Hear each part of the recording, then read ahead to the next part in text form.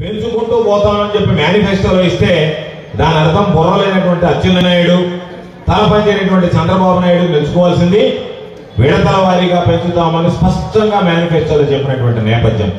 దానిలో భాగంగా ఈరోజు పెంచి రేపు మరలా 2024లో జరిగేటువంటి ఎన్నికల్లో మీ దగ్గరికి వచ్చి మీరు అడిగినటువంటి పనులు చేశాను, నన్ను ఆశీస్సులు అందించండి అని చెప్పి ధైర్యంగా ఈ రాష్ట్రంలో అడగగలిగినటువంటి వ్యక్తి మన ముఖ్యమంత్రి జగన్మోహన్ రెడ్డి గారు ఒక్కడే అనేటువంటి విషయాన్ని ఈ సందర్భంగా మీ అందరికీ మనం చేస్తున్నాం. చంద్రబాబు నాయుడు చేయలేకపోయాడు, అడగలేకపోయాడు.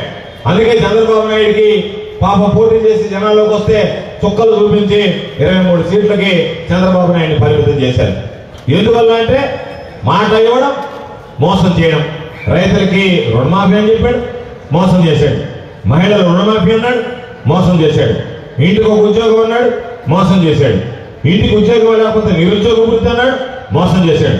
మహిళల్ని మోసం చేశాడు, రైతుల్ని మోసం చేశాడు, నిరుద్యోగులను మోసం చేశాడు, యువకుల్ని మోసం చేశాడు.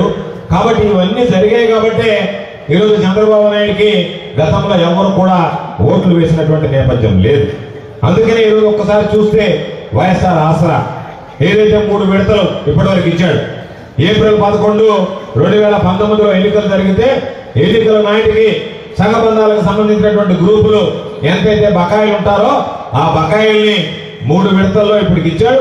4 విడతల్లో మొత్తం తిరిగి చెల్లించేస్తానని చెప్పినటువంటి మాటకి కట్టుబడి రేపు జనవరి 23వ తేదీ 4వ విడత వేసి ఈరోజు ఆ మహిళలకు ఇచ్చినటువంటి మాటని జగన్మోహన్ రెడ్డి గారు నిలబెట్టుకోబోతున్నాడు అని చెప్పి మీ అందరికీ సందర్భంగా మనవి చేస్తున్నాను.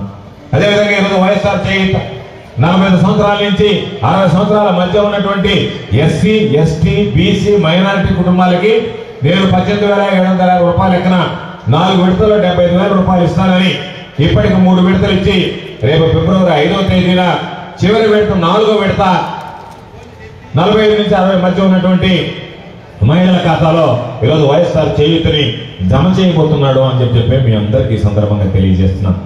ఈరోజు ఒకసారి పెన్షన్లు చూస్తే దాదాపుగా ఒక సర్వేపల్లి నియోజకవర్గానికి సంబంధించి ఈరోజు జిల్లా వ్యాప్తిగా చూస్తే 3,19,952 మందికి పెన్షన్లు ఇస్తున్నాం. నెల తిరిగేటప్పటికి 95,54,00,00,000 రూపాయలు ఖర్చు చేస్తున్నాం జిల్లాలో.